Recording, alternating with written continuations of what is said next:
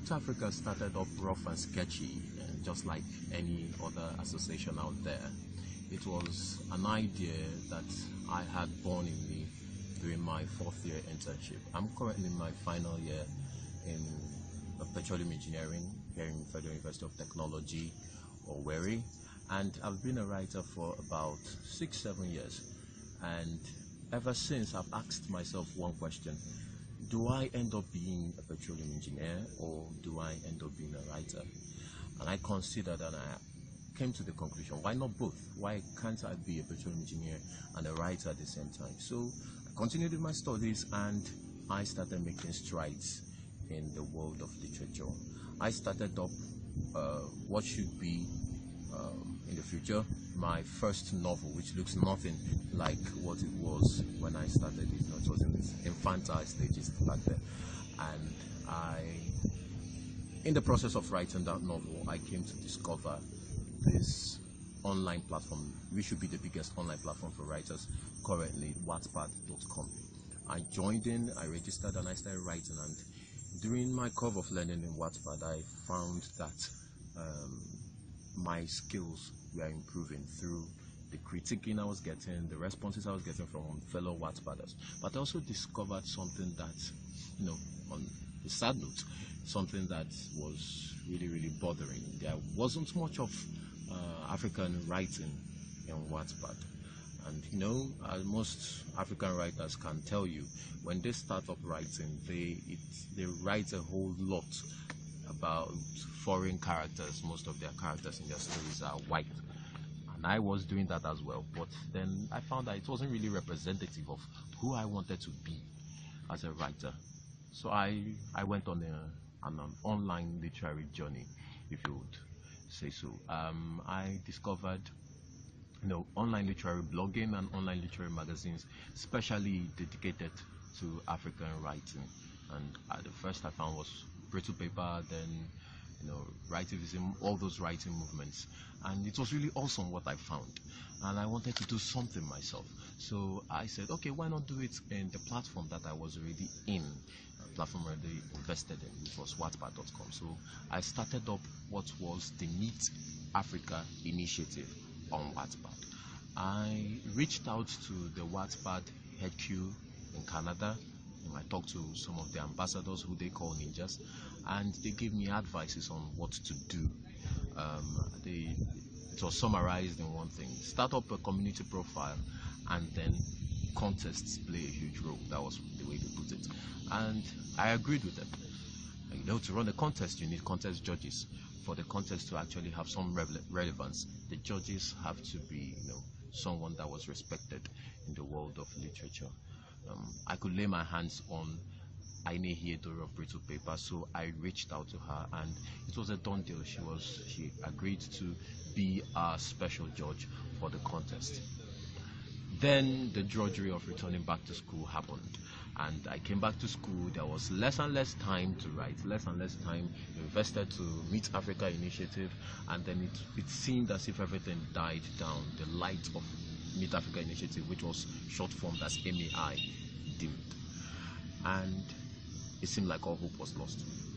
But then, everywhere I looked while in school, I tended to find some semblance of what was African literature, in the little things we do, in the way we told our stories, in the way we discussed the movies that we watched, in the way news was covered in school by the local school newspapers. Everything was reflective of this African story that we all want to tell the whole world. So I thought about it, and I asked, what do I do with this new passion that was growing inside of me? I sought advice. I reached out to some of my friends, Michael, Choma, Chidike, who are all members of Root Africa. Then I extended my reach to the more established online, not online now, more established literary personnel outside. I reached out to Obina Udenwe, the author of Satans and Shaitans. I reached out to Irene Osenokoje, author of Butterfly Fish.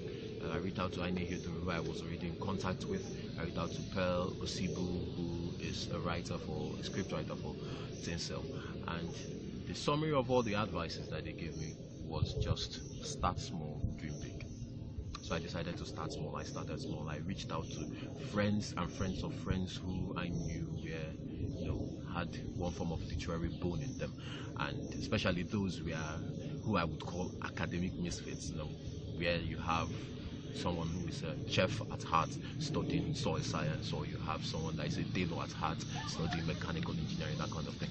So I reached out to them, and then also reached out to other persons I didn't know of through recommendations, and then I got the 25 of us who are Root Africa pioneers met together on May 16th, 2016 here in Futo, and we had our first meeting. We ended up starting up what was originally called Black Kit, and it was, and as it is, meant to be this non-profit organization that should push African writers, emerging African writers, to what do you call it now? To literary recognition. Let's call it literary recognition through constant practice, constant contest, a healthy competitive environment, tutelage from more established writers, networking between them and our partners who are more established writers. A whole lot of things came together to become this bridge for African birds with ink and a message. And that's the story of Root Africa. So, what is the future of Root Africa, you ask? That question. Well, we are hoping on holding open competitions between members from one part of Africa against another part of Africa. We are hoping on holding seminars, workshops, book festivals, biannually as you have it. Just the limitations to what we can actually do as an organization is just in our imagination. That's the truth. As far as it is something that is geared towards making sure that African writers, wherever they are in any corner of Africa, are pushed to limelight to tell that story that they want to tell the world. We are invested in doing it. Now that's for the long run. On the short run, our next project is to hold Reading Revolutions in Africa project, which is a co-joint project between us and Mr. Festus Azara, who has been the proprietor of that project, and we hope to do it here in Futo and in other schools. It's actually geared towards seeing that students start reading more effectively and reading faster, which is very integral to what it is that we do here in Root Africa. And apart from that, outreaches to other schools, establishing more partnerships, doing what it is that we do. Our website is currently being built. We hope, we'll register in the Corporate Affairs Commission, and then make Root Africa a full-fledged standing organization with a future. Now, if you're out there and you're watching this and you want to be part of what it is that we are doing, we want to buy into our vision, please do not delay. You are not waiting for anything. That's the truth. Just join up and we'll build the future of African literature together.